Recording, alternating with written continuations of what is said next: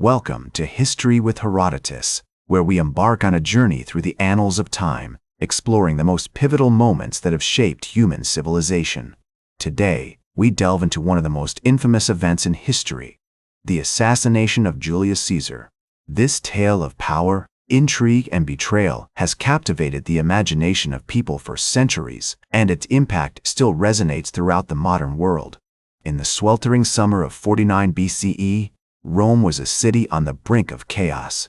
The once mighty republic, founded over 4 centuries prior, was crumbling under the weight of internal strife and external pressures. Amidst this turmoil, a towering figure emerged: Julius Caesar, a brilliant military strategist and charismatic leader who would change the course of Roman history forever. Caesar's rise to prominence began during the late Roman Republic when he formed the first triumvirate with Pompey the Great and Crassus, 2 of Rome's most influential men. This alliance allowed him to consolidate power and eventually secure the position of consul in 59 BCE. However, his growing popularity and influence soon led to a rift with his former allies, particularly Pompey, who became increasingly wary of Caesar's intentions. As tensions escalated, Caesar was appointed governor of Gaul, where he would spend the next 8 years expanding Rome's territories through a series of brilliant military campaigns. His victories in Gaul not only brought immense wealth and prestige to Rome, but also cemented his reputation as a skilled and fearless commander. The Roman people adored him, and his popularity soared, further exacerbating the concerns of his political opponents. Meanwhile, back in Rome, the Optimates, a faction of conservative senators who feared Caesar's growing power, began to conspire against him. Led by Cato the Younger, they saw Caesar as a threat to the traditional Roman values and the very fabric of the Republic. The air was thick with tension as Caesar's term as governor of Gaul drew to a close, and he prepared to return to Rome, where his enemies awaited.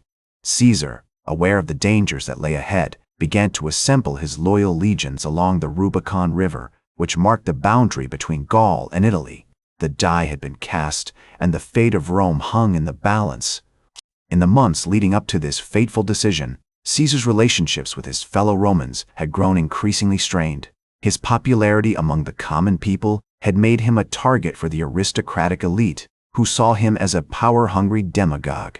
The Roman Senate, once the epitome of wisdom and governance, was now a hotbed of intrigue and corruption, where alliances were forged and broken with alarming regularity.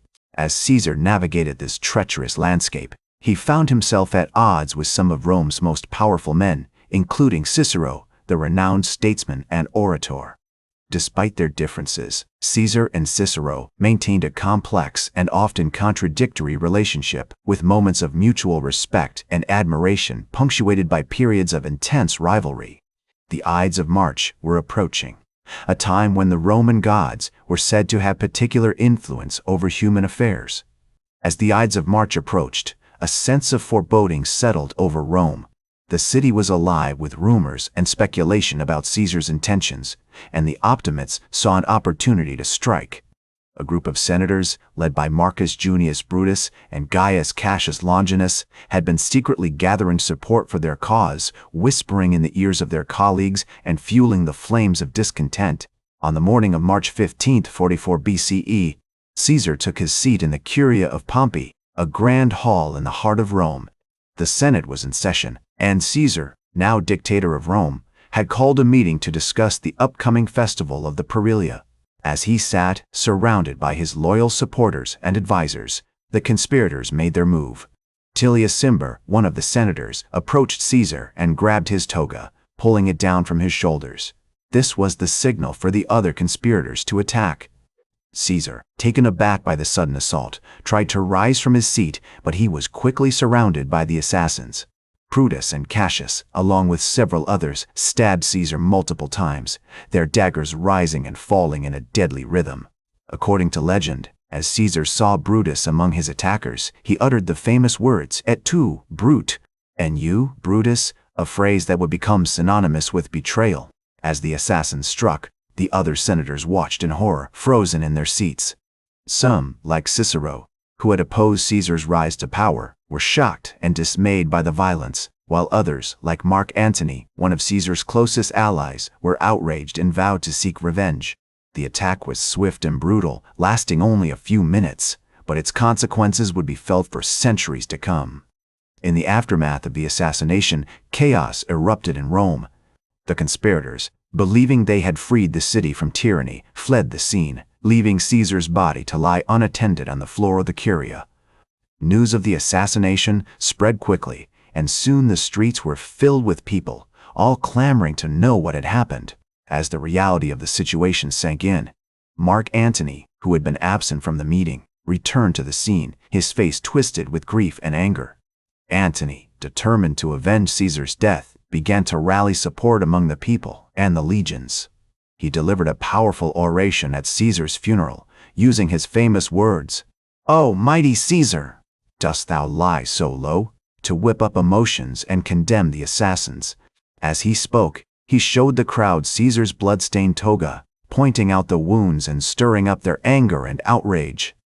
The conspirators, meanwhile, had expected to be hailed as heroes, but instead found themselves isolated and reviled. Brutus and Cassius, realizing their mistake, began to make plans to leave Rome, fearing for their lives.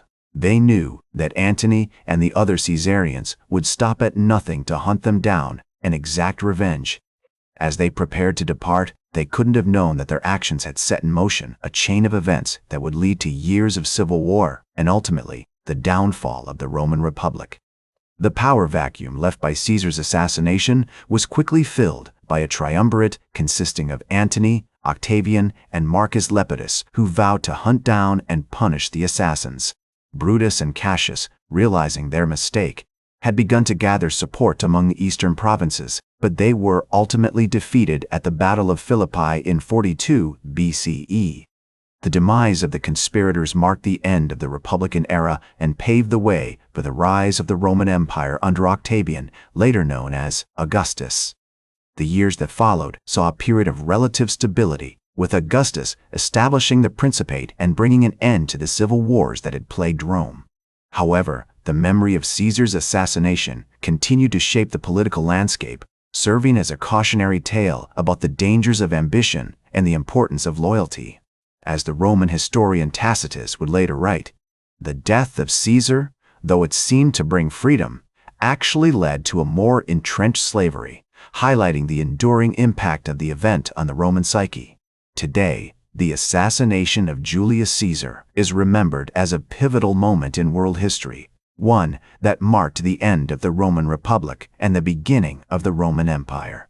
The event has been immortalized in countless works of art, literature, and film, from Shakespeare's iconic play to modern retellings and reinterpretations. The legacy of Julius Caesar continues to fascinate and inspire us, with his name becoming synonymous with leadership, vision, and transformation.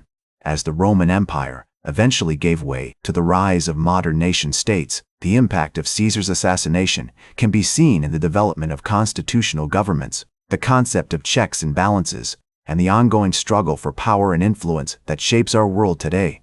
That's all for today's History with Herodotus. Remember to like, share, and subscribe, and until next time, remember that, to understand the present, we must first understand the past.